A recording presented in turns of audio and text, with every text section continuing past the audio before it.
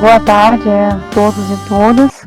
Hoje a gente está recebendo o Rosivaldo Pereira do Nascimento Júnior, licenciado em História, né, pela UEPB, Campus 3, Guarabira, membro do grupo de pesquisa Corpos, grupo de estudos e pesquisas em História dos Corpos e das Sensibilidades. Trabalha na área de História do Brasil com ênfase nos seguintes temas: corpo, sensibilidade e subjetividades. O tema que ele está para nos trazer é tessituras de um imaginário social sobre os corpos cearenses no romance A Fome, 1890, de Rodolfo Teófilo. A palavra está contigo, Rosivaldo. Eu agradeço a Priscila pela oportunidade. A gente se conheceu durante a seleção, né, de forma remota. Agradeço a presença de vocês também. Desejo uma boa tarde a todos, todas. E estou aqui para falar um pouco, né, da minha trajetória pessoal de pesquisa, porque elas se entrelaçam, né? Nunca a gente tem condições de pensar que um objeto de pesquisa da gente está separado, né, totalmente daquilo que a gente vivencia. São, em grande medida, esses afetos, né, do mundo que faz com que a gente desconecte a ele e, ao mesmo tempo, nos distancie, né, visando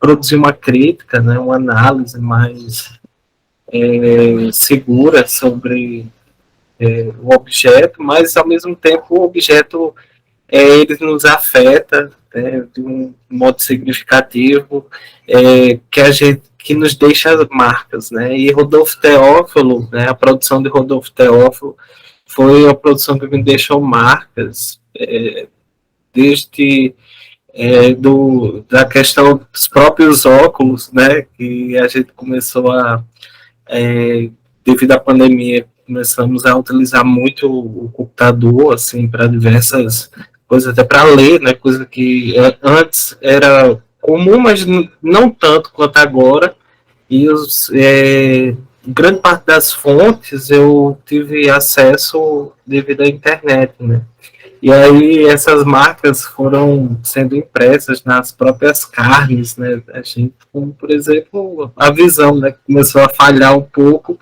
e eu tive que começar a utilizar óculos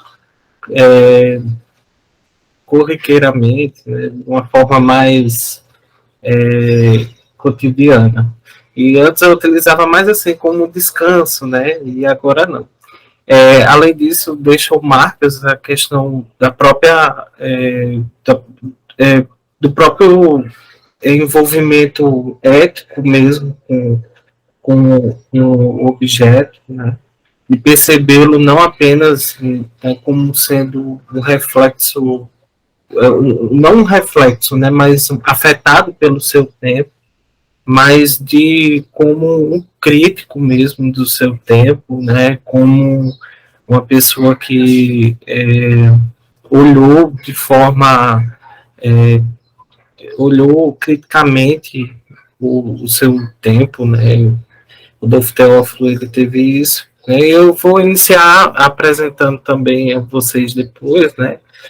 Vou apresentando como é que eu cheguei a Rodolfo Teófilo, né? Depois eu apresento a figura de Rodolfo Teófilo, né? Mas de antemão já acrescento que ele é um escritor, é um farmacêutico, escritor cearense. Ele viveu ali, ele nasceu em 1853 e viveu até 1932 no Ceará. Então ele pôde vivenciar diversos eventos que ocorreram no Ceará naquele período, inclusive um grande ciclo de secas que ocorreram ali no final do século XIX, iniciando desde 1877 até 1879, depois 1889 e 1900, 1910, 1915, 1919. Então foram secas assim que foram impactando a vida dos cearenses, né? Num curto período de tempo. Quando se recuperava de uma, já vinha outra, e assim deixava a sociedade maior, mais calamitosa ainda. Né? E Rodolfo Teófilo presenciou tudo isso, além de outros eventos, como a questão da sedição de Juazeiro, o próprio crescimento, né, daquela região de Juazeiro, né, como a terra do Padre Cícero, e olhou ali para ali criticamente, né, como é que o Padre Cícero conseguia mobilizar aquelas massas, né, aquela quantidade de gente. Então, o Rodolfo Teófilo ele foi essa pessoa que foi muito atenta aos eventos de sua época, né? Mas eu chego a Rodolfo Teófilo através de um percurso muito diferente, porque inicialmente eu iria pesquisar, na minha disciplina eu iniciei no curso de História, logo me identifiquei com Foucault, né? A própria eu me encantei assim com a escrita de Foucault. Acho que a escrita de Foucault foi a primeira coisa que me impactou. E eu conheci também, talvez seja, eu não sei se, acho que das pessoas que é da área de história tem um conhecimento maior dele, mas o Foucault apresentado por Durval Muniz. Eu acho que quem é de história deve conhecer ele com maior familiaridade. Mas o Foucault apresentado por ele através de um texto que ele entrelaçava as ideias de Foucault com Manuel de Barros. E aí foi numa aula de introdução aos estudos da história, né, introdução aos estudos históricos, que eu fiquei afetado por essa escrita. E aí, depois disso, eu tive a oportunidade de ser aluno de Durval, né, e que foi uma coisa assim que revolucionou meu, minha formação. E numa disciplina de metodologia que eu paguei com ele, eu iria pesquisar sobre um grupo de teatro cearense, cearense não, pernambucano, ali do período da ditadura militar, né? Ia pesquisar as performances artísticas, era um grupo bem marginal, estilo de croquetes, não sei se vocês já ouviram falar, mas estilo de croquetes, secos e molhados, e tinha toda aquela coisa, né? Aquele do desbunde. E eu ia ficar nisso, né? Tentando pesquisar essa parte. Aí foi quando veio a pandemia, e com a pandemia eu passei a gente passou aquele tempo em casa, né, sem saber se ia iniciar a aula, se ia ficar. E aí eu comecei a ler os livros que eu tinha, e muitos deles eram clássicos da literatura, né, José Lins do Rego, Raquel de Queiroz, etc. E a escrita assim, de Raquel, ela desde o início, desde que eu conheci ela através do 15, ela sempre foi algo assim que eu olhava e suspeitava um pouco, né? Porque eu achava assim, era um Nordeste muito difícil de acreditar, aquele Nordeste, né, das secas, etc. E é algo assim que me impactava muito, né? E quando nesse período eu já tinha descoberto também a obra de Durval sobre a invenção Nordeste. Ele tem a tese de doutorado dele é sobre a invenção Nordeste, e ele faz uma análise crítica desse Nordeste que emerge aí no final, entre os anos 1920 e 1940, esse acervo de imagem sobre o Nordeste, que toma determinadas figuras, como Cangaceiro, o Beato, como representantes, né, desse imaginário. A figura do retirante, da pessoa que morre de fome, que vai para a cidade grande, etc., como representantes desse imaginário, dessa identidade que é o Nordeste. E ele aí faz essa crítica, e eu tinha entrado em contato, né, com essa obra dele, e começava a olhar, né, com outros olhos a obra de Queiroz. E aí eu comecei a fazer essas leituras e foi quando surgiu a oportunidade de prestar uma seleção para a Bolsa de Iniciação Científica que Duval tinha recebido do CNPq e que precisava de urgência para ainda não tinha iniciado as aulas, era em abril, as aulas só vieram iniciar em julho. Então foi uma coisa assim, bem rápida, e tipo, aquilo ali me salvou, que eu estava num período de muita agonia, e aquilo ali me chamou muita atenção, assim, um período de agonia devido à Covid, aquela coisa toda, e aquilo me chamou muita atenção. Então, eu comecei a pesquisar, né? Ele disse, inicialmente vamos pesquisar sobre, que era a pesquisa dele, né? Ajudar ele a fazer aquela pesquisa exploratória sobre, que ele iria pesquisar sobre os corpos nortistas, né? O sofrimento das carnes dos corpos nortistas entre os anos de 1879 até 1838, né? E aí eu comecei a pesquisar em jornais e etc. Depois de um tempo, eu entrei em contato com o Diário de Pernambuco, e a partir do Diário de Pernambuco eu fui vendo os eventos da seca, né? Eu estava naquela parte em que era um turbilhão, né? As questões da seca estavam a todo momento, devido à quantidade de eventos inimagináveis, né? Coisas horríveis acontecendo. E eu ficava cada vez mais estarrecido, né, com o que eu via nas reportagens. E só que ao mesmo tempo era possível a gente enxergar algumas coisas, um olhar mais atento fazia a gente enxergar mais algumas coisas que não seria necessariamente um movimento de sujeição desses corpos. Seria também um movimento de resistência também por parte dessas pessoas, né? Resistir à fome, resistir, sempre entrelaçando isso. Resistir à manutenção da própria dignidade, resistir a tudo que ia contra, né, aquela situação que colocava eles como sujeitados, etc. Porque nos jornais sempre aparecia eles como havia um discurso da suspeita em relação a eles, né?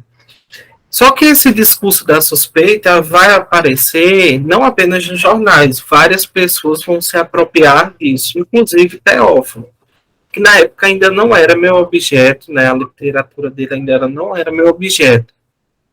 Mas eu ficava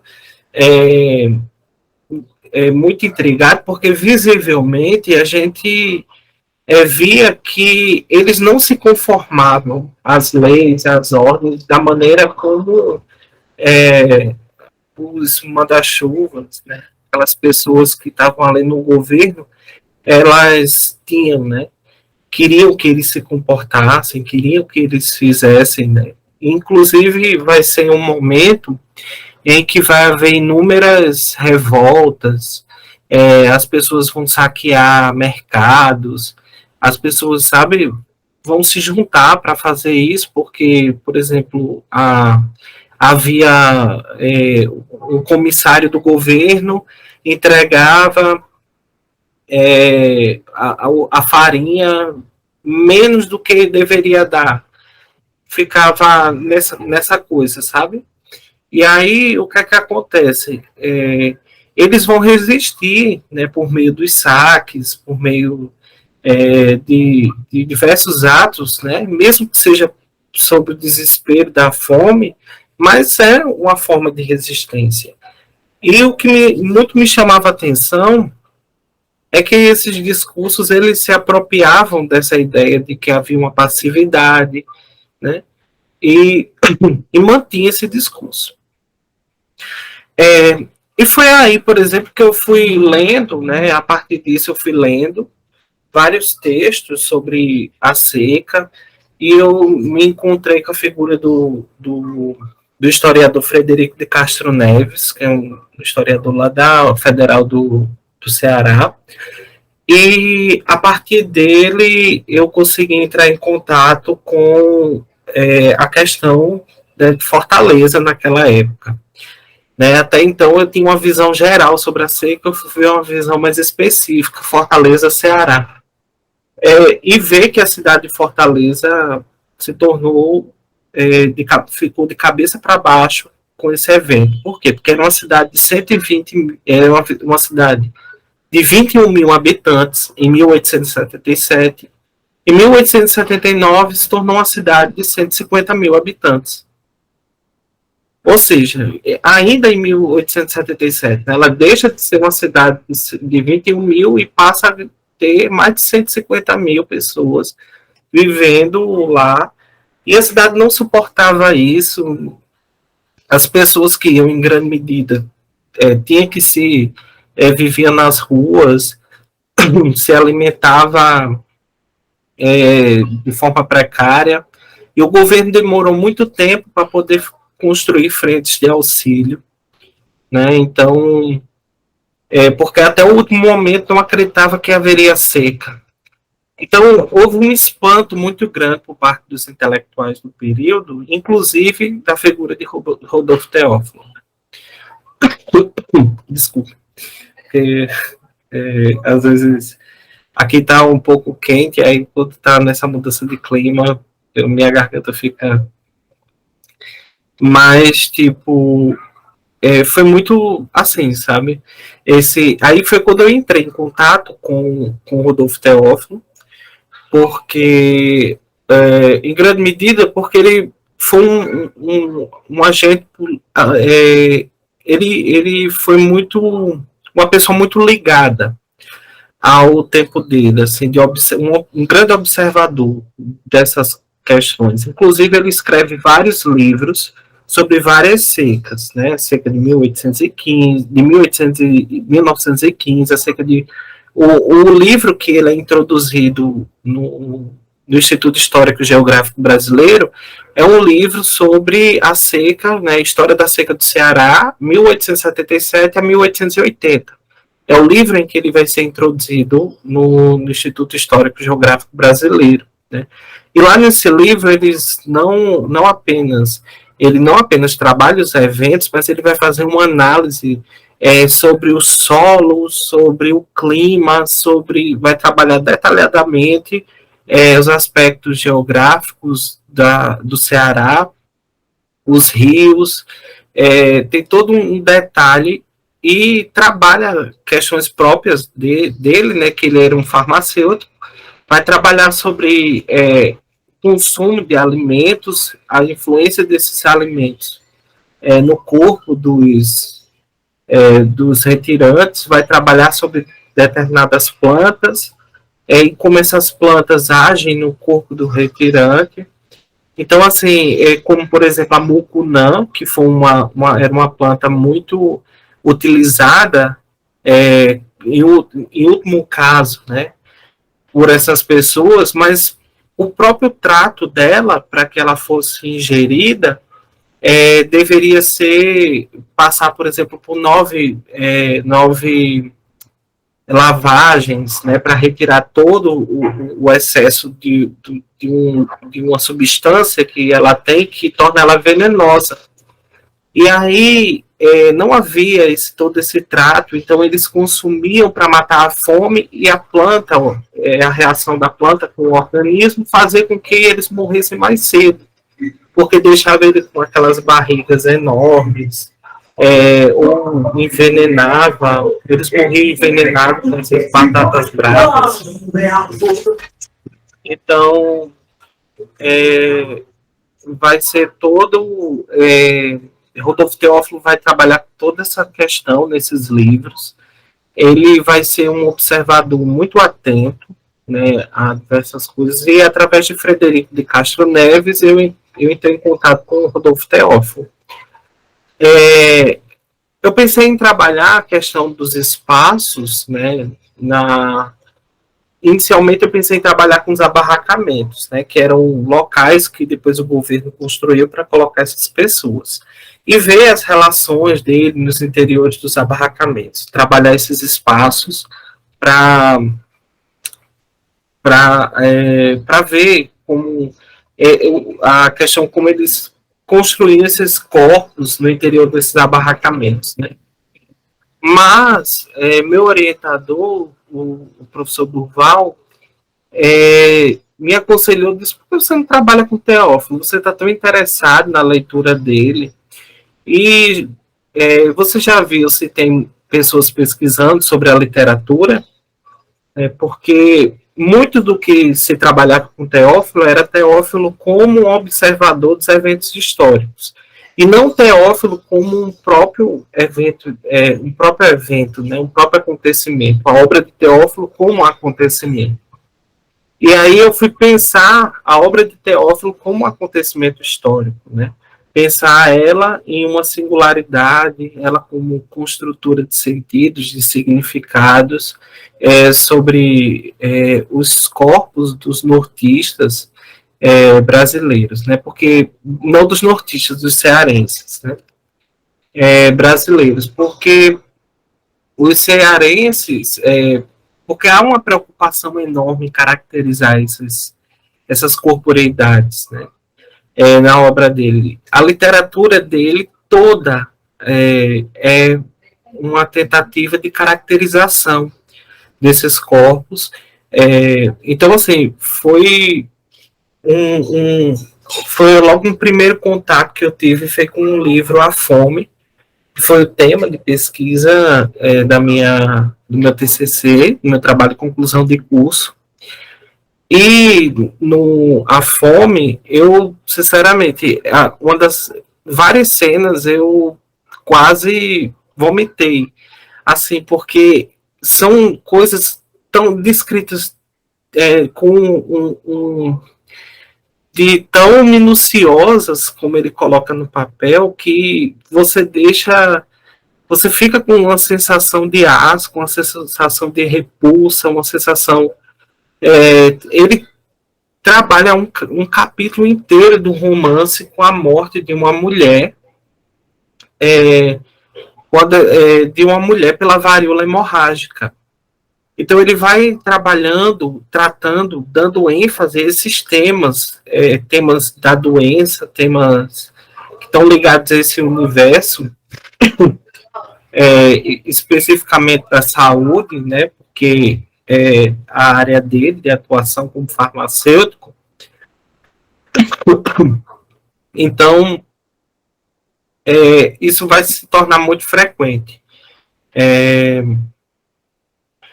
E foi assim, eu trabalhei inicialmente no TCC, né? Eu trouxe um slide para apresentar a vocês, mais ou menos, como foi que se estruturou o TCC, e também algumas questões que eu fiz a essa documentação, porque não foi apenas ao TCC, ao livro A Fome, mas eu pus o livro em relação com outros documentos, né, outros textos, até mesmo com imagens, os jornais também que eu pesquisei durante o período que eu estava fazendo pesquisa exploratória, para o professor, eu pude pôr em relação todo esse arsenal de fontes e assim eu consegui construir o texto, né, do TCC. Eu estruturei o texto em 4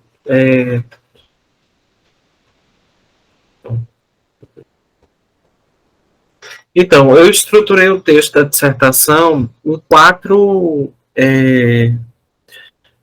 capítulos. Eles ficaram mais ou menos... eles trabalharam cada um aspecto relacionado à obra, né, tanto a do escritor, né, a relação do escritor com a própria produção, que ficou no capítulo 2, o primeiro capítulo foi uma introdução, mas uma introdução que eu quis discutir eu discuti os conceitos, né, que iriam operacionalizar a obra, que praticamente seria o conceito de discurso, a partir de Michel Foucault, como tudo aquilo que produz sentido, né? Mas que tudo aquilo que produz sentido, que dá visibilidade, que emite um determinado aponta, né, para que nos aponta, nos dá a ver, né, determinada coisa. Né? O conceito de discurso de Foucault foi um importante operador. Também o conceito de carne e os conceitos de carne e corpo, né? Pensar não apenas o corpo como sendo um artefato cultural também, né? Não apenas biológico, mas cultural, social, né? E a carne seria essa dimensão biológica, né? Seria essa dimensão física, essa dimensão mais material, né? Seria uma dimensão que daria suporte a essas manifestações da cultura, né? A qual o corpo teria se construído, né? Teria sido construído a partir desses afetos que a cultura inscreve nas carnes. Então, foram 3 operadores decisivos para a pesquisa.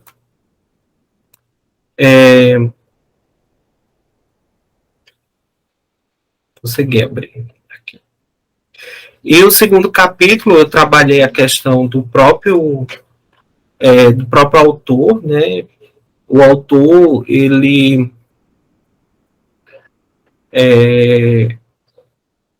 entra ali como não apenas como sendo a pessoa que fabrica um texto, mas uma pessoa que mobiliza determinados conceitos, determinadas expressões, determinados gestos de escritas, né?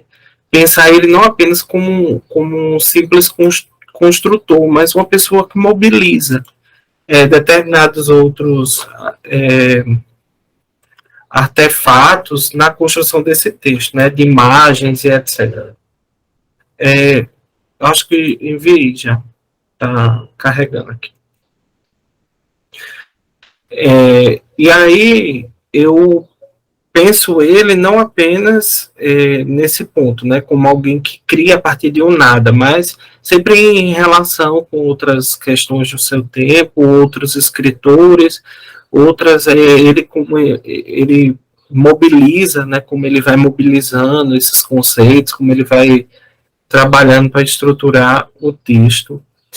Mas não apenas, né? Pensar também a própria literatura como tendo suas regras, né? Não apenas no cânone, mas regras próprias dela, né? Que ela segue, que a literatura muitas vezes é pensada de uma forma como se fosse a liberdade, né? Ela por exemplo, é diferente a história, por exemplo, ela tem suas regras, né? Diferente da história, que tem umas regras mais delimitadas, por exemplo, a literatura teria mais liberdade, mas ela também possui suas regras, né?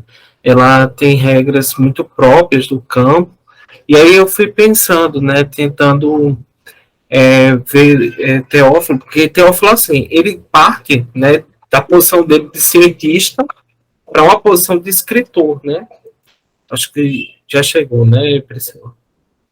Pronto. Ele parte da posição de cientista para de escritor. O movimento inverso, por exemplo, aqui os colegas contemporâneos dele faziam, né, na época. Ele faz esse movimento inverso, né? E aí você pensar em Émile Zola, que é um dos nomes do naturalismo, vai, por exemplo, partir desse lugar dele de escritor para tentar fazer um mapeamento social, tentar trabalhar como se fosse um cientista social mesmo, né, um sociólogo, né, a partir daqueles preceitos do positivismo, de Comte, da fisiologia social, né, e diversos autores. O terceiro capítulo eu abordei questões muito ligadas à ciência do momento, né, a partir do naturalismo, do entrelaçamento do naturalismo com o próprio pensamento de Teófilo no texto. Coloquei em evidência como ele constrói, né, esses corpos, essa relação entre o discurso médico e científico e o discurso literário. Foi uma coisa muito importante, porque ele explica, por exemplo, esse espaço, esse corpo, né, essas carnes retirantes, ele explica através da ciência, né? Ele não dá, por exemplo, ele tenta comover, ele tenta dar uma explicação muito própria através da ciência do século XIX, né? Aquela ciência que objetiva esses corpos, em grande medida, ao mesmo tempo em que tenta sensibilizar, dessensibiliza, porque os coloca como coisa, né? Então tem uma ambiguidade muito grande aí. Pode passar, pessoal. E o capítulo 4 seria justamente a caracterização desses corpos no romance, né? Como ele vai trabalhar, como é que ele vai construir esses corpos, a maneira como ele faz isso. Que seria uma maneira muito que termina por dessensibilizar realmente esses retirantes. Eles são vistos como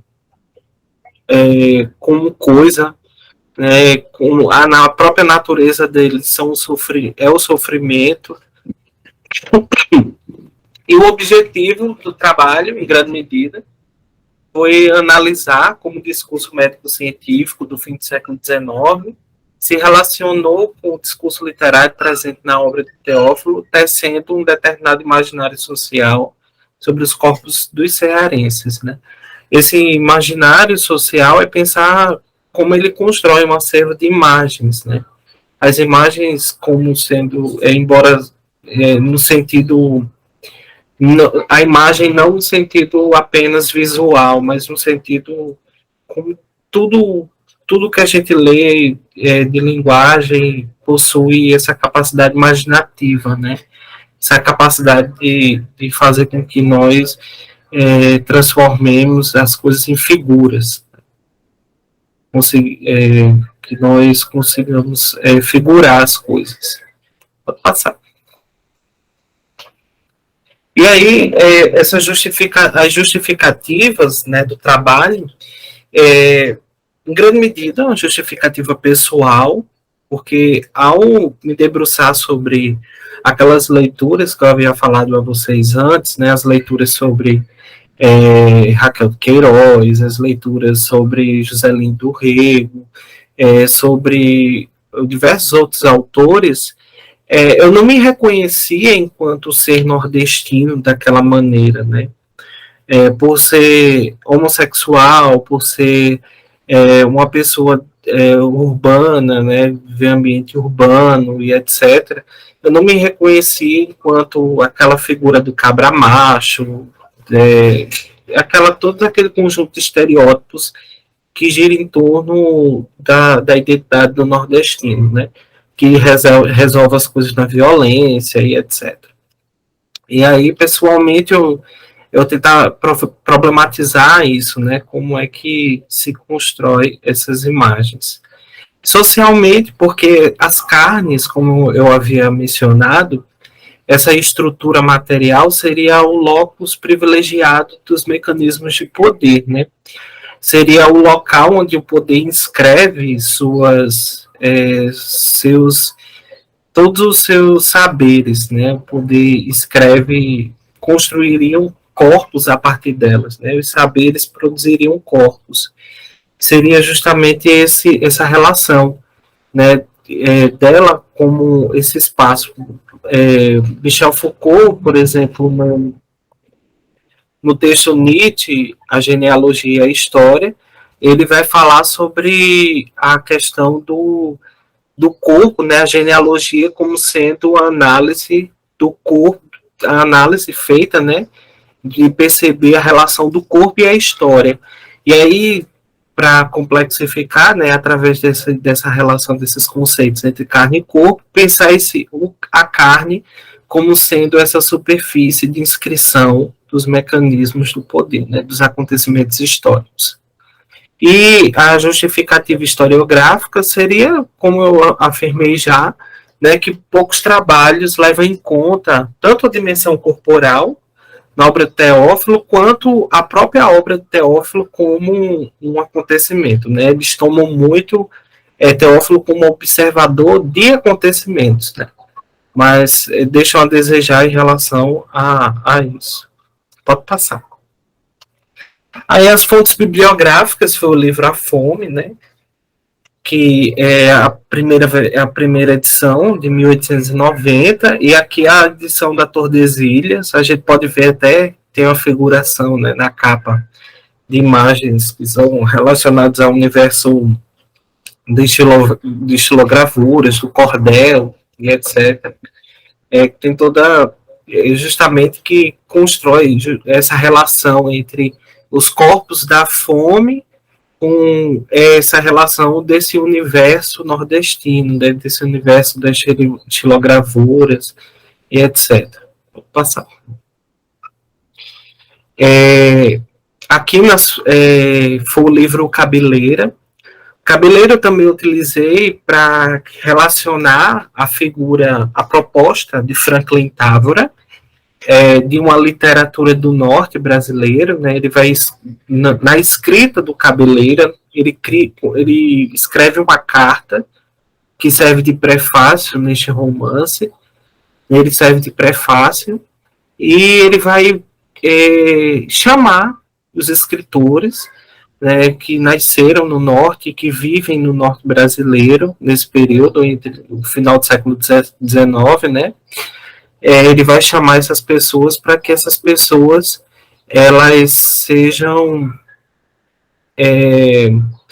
que essas pessoas construam a literatura sobre o norte, trazendo as coisas, né, o baú de ideias, tradições, etc. do norte. E aí eu utilizei esse romance para inserir Teófilo nisso, né?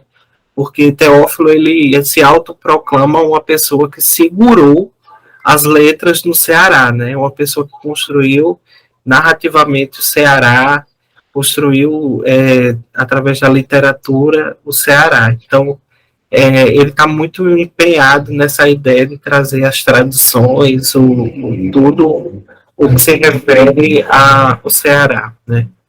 Junto com essa literatura aí proclamada pela Cabeleira de Franklin Távora.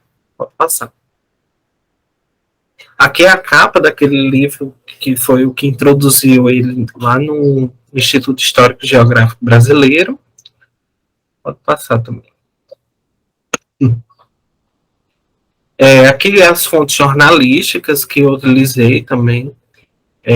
Como eu disse, eu fiz o entrelaçamento entre alguns jornais e os romances.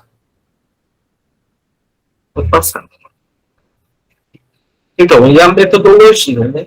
O campo historiográfico foi o da história cultural do corpo, né? Eu utilizei, como falei, o conceito de discurso, de carne e corpo, e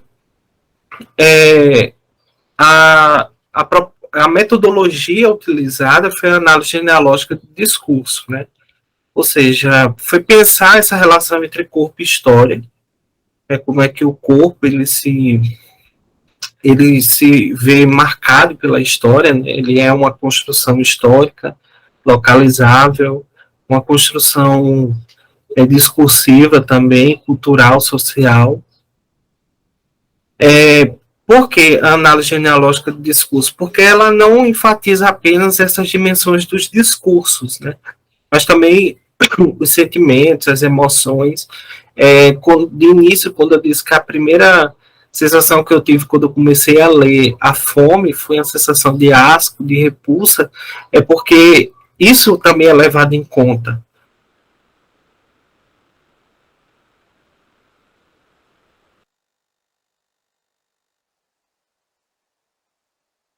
Também porque, justamente por isso, né, a preocupação ela centra-se nos efeitos discursivos de saber, né, nos efeitos discursivos, os saberes e também nos não discursivos, né, nas relações de poderes. Eu vou citar algumas das questões que eu coloquei, né, algumas questões que foram feitas, que eu me preocupei em trabalhar, né, eu me preocupei em trabalhar no documento, em identificar muito essa dimensão material, embora através do computador, né, a gente é possível perceber a certa materialidade do documento e é uma das dimensões que muitas vezes historiadores eles não se preocupam, né, que é saber como é que esse documento ele chegou até aqui, né. E aí uma das questões que eu me preocupei muito foi em tentar identificar como esses documentos eles chegam, né, até a gente. E principalmente agora, né, através de meios virtuais, porque quais são as empresas que disponibilizam, né? Quais são os interesses nessa disponibilidade, né? O Google ele está é, é, é, digitalizando inúmeros livros, inúmeros documentos, a gente tem esse acesso, mas quais são as políticas, né? São através de quais políticas que eles fazem essa disponibilidade, né? Isso foi uma das questões que eu também me preocupei. E muitos dos documentos que eu consegui, eu não consegui aqui no Brasil, porque não havia acesso. Parte deles, inclusive 2 livros, acesso eu teria se eu tivesse, por exemplo, me deslocado daqui para o Ceará, na Academia Cearense de Letras, ou no Instituto Histórico e Geográfico do Ceará, mas digitalmente 2 dos livros eu consegui através de eu me esqueci o nomezinho que se dá, mas é um programa que eu termino deslogando, né, para eu acessar como se para acessar como se estivesse nos Estados Unidos, né? Eu não sei até que ponto isso é legal, mas foi assim que eu consegui, né, baixar para poder fazer esse acesso, que seria disponibilizado pela uma faculdade norte-americana, né? De Princeton, a faculdade de Princeton. E é interessante a gente perceber, né, a biografia daqueles que produziram, também a construir um contexto, né, um contexto. O documento sempre tem que vir com o que está ao redor dele. Não apenas o documento em si, mas construir um contexto de produção social. Só que a história não tem que se reduzir apenas ao contexto, né? Também o que está no interior do documento importa, né? Que seriam os personagens, os agentes, as pessoas, os grupos, as classes sociais, as categorias profissionais que são apresentadas no documento. É sempre interessante perceber qual também, como eu trabalhei com a questão do corpo, né? O corpo estava no centro disso, né?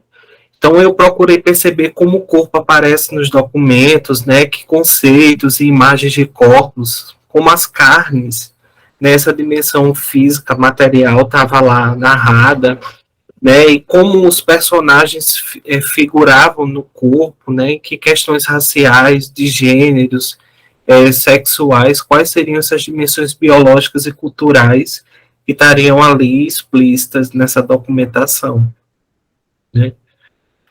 E também como esse documento tratava dos sofrimentos, das emoções, das sensibilidades dos corpos, né? Além disso, pensar a materialidade, né, também seria Pensar também essas identidades espaciais, né, como a identidade do cearense, né, como a identidade, as referências temporais, né, que vão estar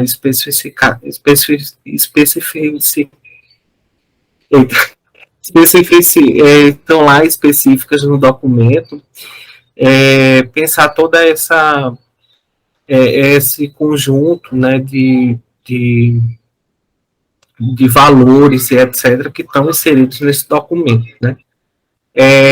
A datação do documento é importante, né? Pensar essa contextualização social, cultural, histórica e estética, porque muitas vezes, por exemplo, os historiadores, né, nós muitas vezes pensamos, né, como tivesse fora a dimensão estética, não tivesse presente, né? Mas é interessante refletir sobre, por exemplo, uma representação, você vê uma caracterização de uma doença, né, de uma figura, por exemplo, da varíola, como foi o caso de Teófilo, falar muito sobre a varíola. É interessante refletir como é que ele trabalha a varíola, né? Como ele caracteriza esteticamente a varíola, né? Porque havia um valor ali inscrito na forma como ele trabalha a varíola. Por exemplo, a varíola foi muito temida pelas mulheres e durante muito tempo, né? Por todos, né? Mas principalmente pelas mulheres, porque marcava muito o rosto, né? Ganhava deformidades no rosto, né? E aí tem um valor estético inserido tanto na própria doença, né? Há uma estética da doença, quanto nas marcas que ela deixava no próprio corpo, né? As deformidades. E ele trabalhava muito essa questão da estética, né? Ele narra detalhadamente como as pessoas ficavam com feridas, ficavam deformadas, sem ouvido, sem nariz, né? Sem a orelha, sem o nariz, cegas por causa da doença, né? E como as outras pessoas reagiam a isso, né? Inclusive dando atributos, né, com a cara de sapo, dizendo que a pessoa fica preta igual uma máscara de cobre, a pessoa fica com a cara parecendo um sapo, cheio de verrugas, é uma coisa, cada coisa absurda, assim que ele vai trabalhar. Pode descer. Aqui foram os resultados e discussões. Eu não sei até que horas, Priscila? Não, fica tranquilo, tá? A gente Tá bota certo. o limite de 5 horas, mas é só pra gente ter uma base. Tá bom. Os resultados e discussões do projeto foi que o primeiro, como eu falei para vocês, eu apresentei o autor, trouxe esse contexto histórico de produção, o contexto da seca, da emergência das novas práticas culturais, dos movimentos sociais, o projeto dessa literatura do norte, através de Franklin Távora.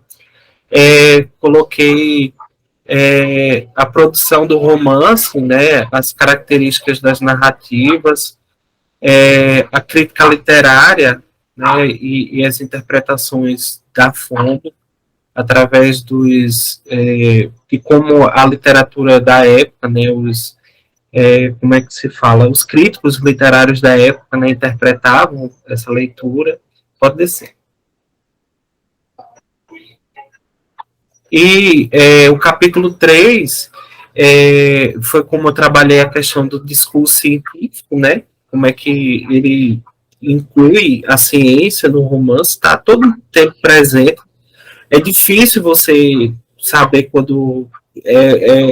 Inclusive, Adolfo Caminha, né, o escritor do Dom Criolo, ele vai fazer uma crítica não muito elogiosa à obra de Teófilo, né, A Fome, e vai dizer que era melhor que Teófilo fosse escrever livros de ciência, porque ali o que ele tinha escrito era uma coisa ia muito além do naturalismo, não era literatura, e outros autores vão dizer que ali é um livro muito mau gosto, são utilizados imagens de muito mau gosto e os classificam como inelegível mesmo. E aí a ciência, ela, tipo, ganha um acréscimo muito grande, a literatura dele, né, a presença de positivismo, a fisiologia social, a própria fisiologia, a anatomia são apresentados detalhadamente. A teoria microbiológica das doenças, a teoria miasmática, inclusive ele faz certas aproximações entre as duas, bem interessante também abrir isso para pensar como é que esses autores eles lidam com essas teorias que muitas vezes são contraditórias, né? São teorias que não se encaixariam, mas que para eles ganham um certo entrelaçamento.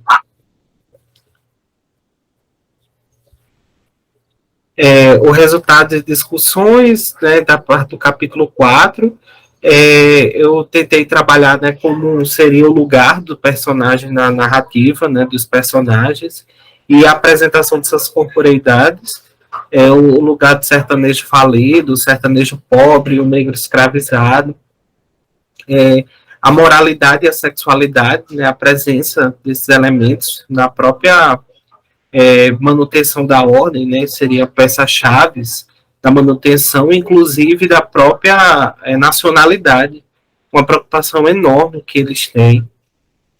Os corpos da fome, a partir da relação das imagens produzidas por Teófilo com as fotografias da seca, não sei se vocês já viram aquelas fotografias da seca de 1877, eram os corpos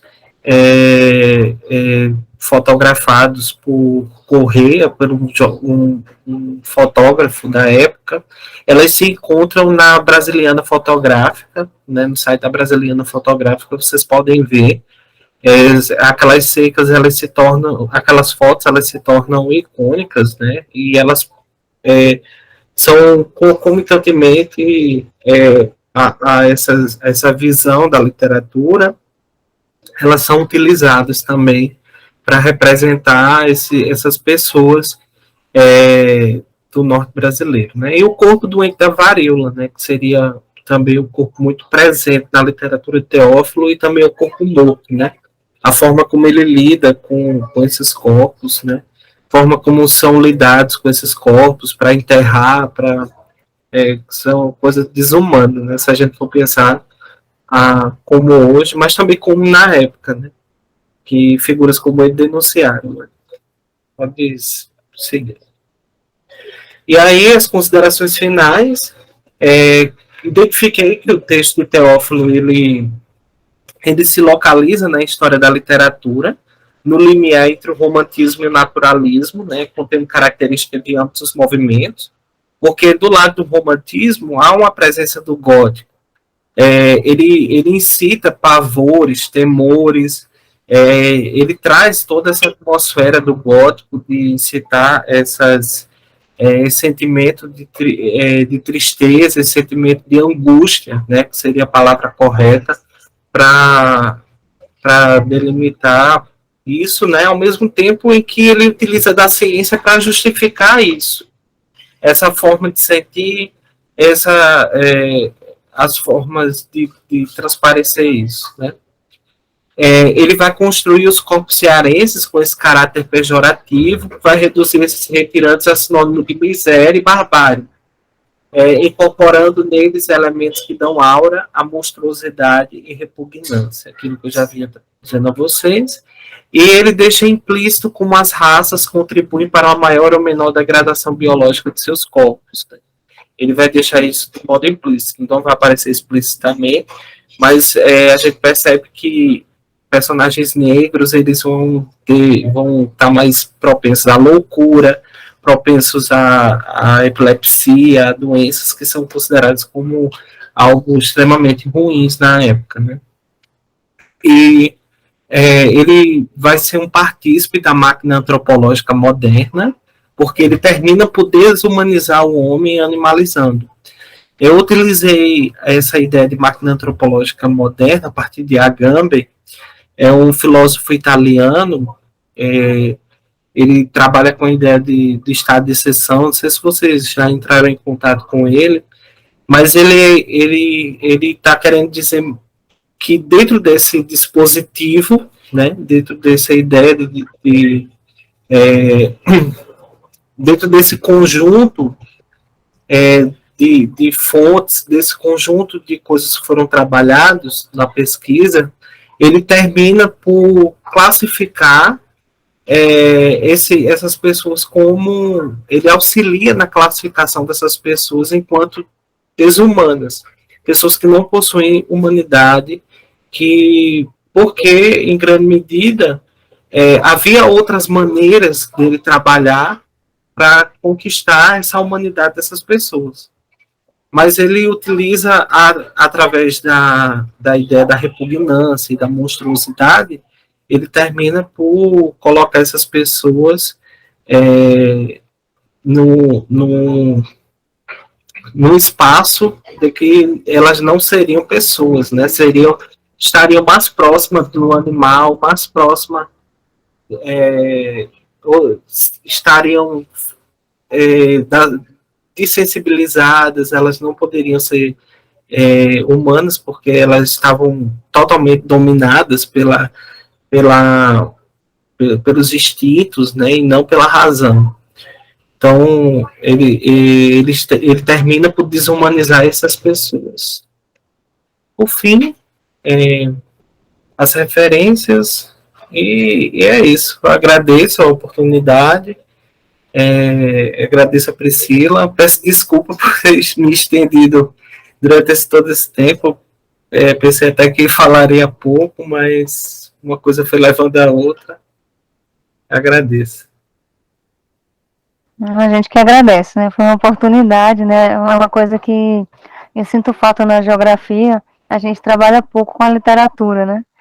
Então, quando eu soube, né, da existência do seu trabalho, eu achei interessante trazer você para conversar um pouquinho com a gente. Eu acho que é uma oportunidade para a gente também ver um pouco de possibilidades, né? De trabalhar essa questão da literatura e trazer para a ciência, que traz muitas pistas, né? Se não até informações assim concretas, mas pelo menos traz pistas, né? Se não for informação concreta. Eu queria inicialmente abrir para perguntas, colocações, fique à vontade.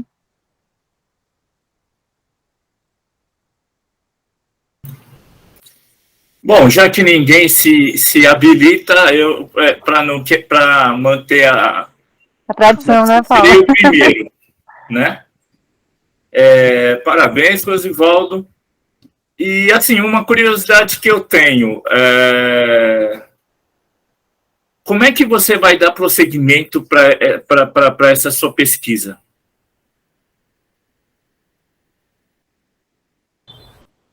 Já pode responder? Pode. Obrigado. Obrigado, Paulo. Eu propus num projeto na seleção do mestrado, né, ele ainda está se encaminhando para a final, mas por enquanto está dando certo.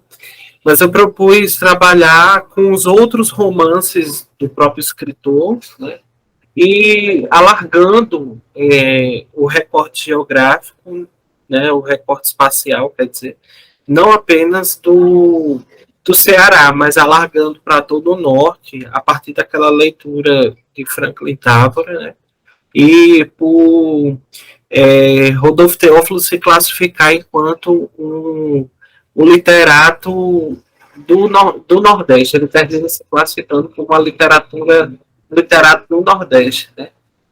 E não trabalhar a ideia do Nordeste, porque na época o recorte espacial que eu propus, que vai até 1922, pegando de 1890, com a publicação do primeiro romance, até 1922, ainda não existe a ideia de Nordeste concretizada, como a gente conhece, então seria trabalhar com a literatura do Norte, né, tentando perceber como ele vai destrinchando com o tempo, né, com essa passagem do tempo, essas maneiras de ver e dizer sobre o corpo, né, sobre os corpos desses habitantes do norte brasileiro. Porque nos romances seguintes, ele vai dar muita ênfase, por exemplo, ao cangaço, E aí ele vai trabalhar com o Jesus, na ideia, né? Não é nem cangaço, porque ainda não há essa formalização dessa nomenclatura, mas é o banditismo, né? Então aí ele vai trabalhar com essa ideia do banditismo, a partir de Jesus Brilhante, que seria já habitante daquela região ali do Rio Grande do Norte, do Seridó, ali, e aquela região ali de Pombal também, pegando aquela partezinha ali, ele vive nesse meio. É, e assim, né, alargando a temporalidade, tanto também espacialmente, e percebendo as nuances entre os romances, né, como esses romances eles vão acrescentando novas coisas e retirando é, na formação de uma identidade, né? Imagens sobre essa identidade nortista. Muito interessante, né? A gente vê trabalhos, Osivaldo, que tratem da literatura, né? A literatura tanto de cordel como essa literatura que se diz mais erudita. É muito interessante se ter trabalho sobre isso, né? Porque a literatura, né, ela vai denunciar muitas coisas que existiam, né? Daquela realidade de que trata o livro, né? Eu acho que você já deve ter lido aquele de Graciliano Ramos, né, Vidas Secas, que também é bem interessante para você fazer vários links. E eu fiquei pensando aqui na tua pesquisa, né, professora? Tipo, o meu já é a literatura a representação do amor, né, na literatura de cordel no Nordeste, que já é Nordeste por causa da temporalidade. Aí eu fiquei pensando, são muitos caminhos que tu poderia traçar, né, de agora em diante, focando nessa questão do retirante mesmo, né, do lugar, né, fazendo esses links entre os romances. Então, eu só quero parabenizar pelo teu trabalho. Obrigado, Thaís. Realmente, Graciliano é um autor muito interessante, né? Ele vai trabalhar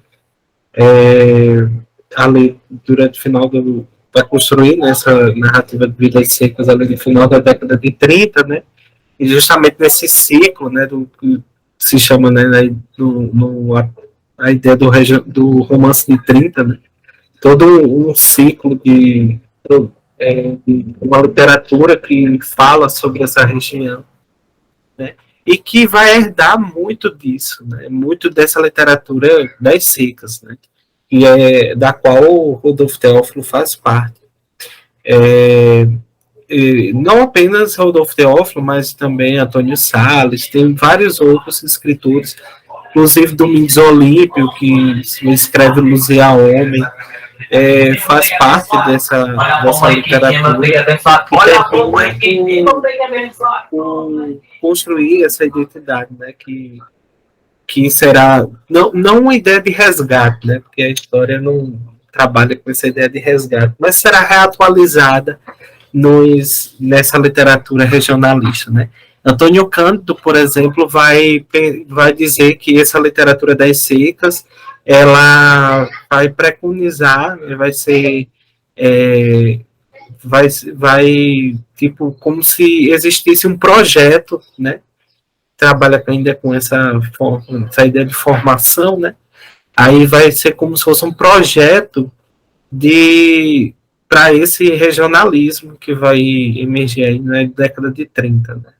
Como se essa literatura ela antecipasse, limpasse o terreno para a emergência de José Américo de Almeida, com a Bagaceira de Raquel de Queiroz, com o 15, Graciliano ali no finalzinho da década. Mas é mais ou menos isso. Agradeço, viu, Thaís? Osivaldo, você vem trabalhando já com a literatura, né? Já tem pelo menos uns 2 anos, né? Pelo jeito, pelo que você deu a entender. Eu queria saber o que você poderia sugerir de referência, né? Você sugeriu, assim, com uma certa evidência, Michel Foucault. Mas, assim, outras referências que você sugere para se trabalhar a literatura a partir do olhar científico.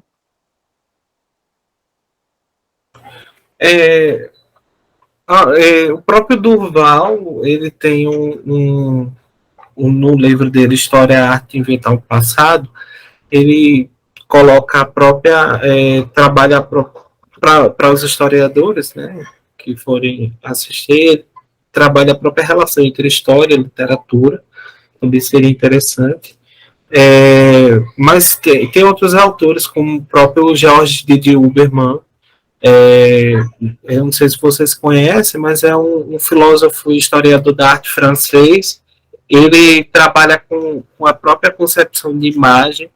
A ideia de imagem ela é interessantíssima para pensar a própria a ideia da linguagem como construtora de imagens, né? E aí problematizar a literatura, né, como sendo uma construtora de imagens a partir das concepções teóricas dele. Também existe autores como da própria literatura, né, como Antônio Cândido também, que vai pensar, vai ter todo um trabalho que eu acho que são esses clássicos também interessantes a gente rever, né? O próprio Alfredo Bose também é interessante revisitar, né? Mas acho que são o Didi Huberman e o próprio Foucault, né? Que tem toda todo um trabalho em relação à literatura, principalmente na chamada fase arqueológica. É importante fazer aquelas leituras, porque ele problematiza a literatura sobre um outro viés, né, trabalhando a ideia de morte, da loucura, né, sobre a própria literatura como sendo uma resistência aos poderes, né, a ideia das disciplinas, né, a ideia do saber, né, como sendo um campo que estaria do lado contrário, as próprias disciplinas, inclusive a própria filosofia, né. E o Didi Huberman, porque o Didi Huberman está trazendo a ideia de imagem. Eu acho que essa ideia de imagem é central para a gente pensar a própria linguagem figurativa. Isaac quer falar? Sim, eu iria. Boa tarde, pessoal. Rosivaldo, eu gostaria de saber o seguinte. Se você teve dificuldade em encontrar essas obras que você falou para a gente, ou até mesmo outras obras que dialogassem com o tema da sua pesquisa. Então, gostaria de saber, durante todo esse processo aí, de levantamento de dados e tudo mais, se você teve alguma dificuldade. Olha, Isaac, assim, eu tive uma dificuldade maior de encontrar os romances, principalmente, eu acho que 2 deles, que o Maria Rita, isso eu falando da questão do próprio compor do mestrado, né? Mas o A Fome eu consegui na própria página do Google Books, sabe? Lá você consegue encontrar várias obras de vários autores. Mas tem diversos sites na internet, por exemplo, para trabalhar com jornais. O imprescindível foi o site da Hemeroteca Nacional, da Biblioteca Nacional. Lá naquele site você encontra vários jornais, vários periódicos, revistas de vários lugares do Brasil, inclusive aqui da Paraíba, em diferentes temporalidades, né? Também tem um sitezinho que eu consegui uma obra de Teófilo, que eu não utilizei na pesquisa, mas eu consegui ela, que foi de uma universidade norte-americana, eu acho que foi a Universidade da Filadélfia, que foi uma obra de um historiador, né, um acervo digitalizado de um historiador que trabalhou com a biografia, né, do padre Cícero Romano, né, o padre Cícero de Juazeiro. E foi toda digitalizada. O historiador se chama Ralph de la Cava, foi toda digitalizada, inclusive tem uma série de documentação que às vezes não é nem acessível ao historiador brasileiro, porque simplesmente ou a família não disponibiliza, mas quando vê um estrangeiro, aí se agrada do estrangeiro, aí vai e disponibiliza, ou porque não tem custo, né, ou porque custou algum valor, e, por exemplo, a ciência no Brasil é difícil, né, fazer ciência no Brasil, porque questão de demanda recursos, e muitas vezes os recursos não são acessíveis. Então, você encontra nesses sites alguns documentos. Também tem um site interessantíssimo que eu pude acessar diversos diversos relatórios de presidente de província, né, principalmente durante esse período da seca, que eu fiz a leitura deles, que eu utilizei.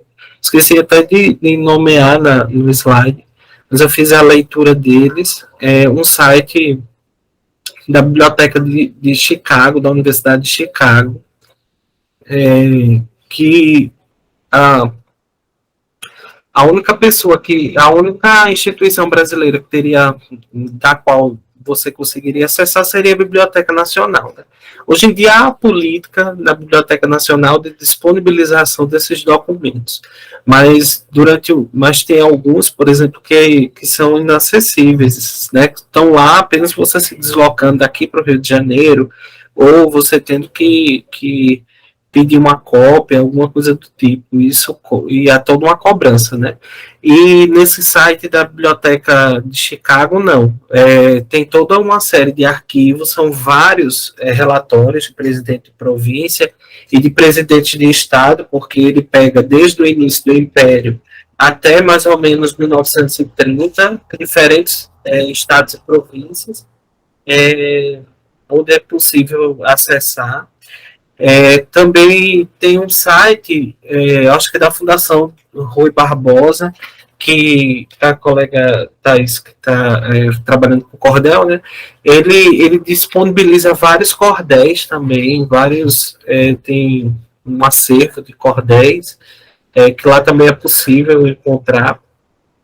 Quando eu estava ainda na pesquisa exploratória, eu saí caçando todos esses sites, eu saí caçando nesses sites, porque eu também fiquei pensando em trabalhar a questão da violência através da literatura de cordel, pensar o sofrimento e uma violência a partir da literatura de cordel. E aí eu fui procurar, tem vários também. Então, assim, são vários sites que, assim, esses sites eles não estão explicitamente à mostra. Muitos requer que você vá vasculhando. Mas, por exemplo, quando você encontra, você digita muitas vezes um livro no Google Books, né, aparece, muitas vezes disponível. Né? O A Fome estava disponível, o livro, o Cabeleira, por exemplo, eu encontrei ele disponível na biblioteca da USP, que também é um importante acervo. Lá tem vários livros, dicionários do século XIX também, romances do século XIX, tem um grande acervo de literatura também. E tem a Brasiliana Fotográfica, que você pode encontrar diversas imagens de várias coisas, né? As fotos da seca, elas estavam no acervo do acervo Teresa Cristina, que é justamente o acervo que era da rainha, né? Teresa Cristina, esposa de Dom Pedro II, e que foi doada à Biblioteca Nacional, né? Ou seja, ela comprou as fotos, né, as imagens, e colocou no acervo particular delas, que foi doado à Biblioteca Nacional. E está lá disponibilizado, digitalizado. Então, é possível encontrar uma gama de documentação, mas, assim, requer também muita paciência para se achar. Ô, Rosivaldo, tu tens como disponibilizar esses links que tu falasse, Isa? Eu posso sim enviar para você. Aí eu envio para você, aí você. Pode enviar pelo Zap, aí eu coloco Pronto, lá tudo certo. depois, que aí depois vai pro YouTube, né? Depois da edição. Uhum. Eu te agradeço. Marcos, quer perguntar alguma coisa? Quer falar alguma coisa? Não, acho que não. Então, Rosivaldo, só tenho a agradecer, viu, pela tua disponibilidade, não nada, mas assim, eu achei muito interessante, viu, essa escolha, eu achei interessante a maneira como foi trabalhado, né, porque deu a entender, né, no seu trabalho, e só tenho a agradecer mesmo, foi ótimo, viu, a nossa conversa. Obrigado. Eu quero agradecer também. Obrigado pela disponibilidade de falar da pesquisa, minha trajetória. Acho que é interessante a gente ouvir as trajetórias, porque muitas vezes a gente se sente tão aflito. Por exemplo, até querendo encontrar, eu passei uma loucura, assim, ai meu Deus, eu quero um tema de pesquisa, né? E eu me vi na frente de vários, e eu sem saber, eu vou pesquisar sobre o que, isso e aquilo, e de repente me chega Teófilo por outros caminhos, né? Eu estava decidido pesquisar sobre um grupo de teatro lá de Pernambuco, na ditadura militar, me veio trabalhando no final do século XIX, no século XX, e assim vai. As coisas são assim, a gente vai se São os afetando. caminhos da vida, né? São os caminhos da vida.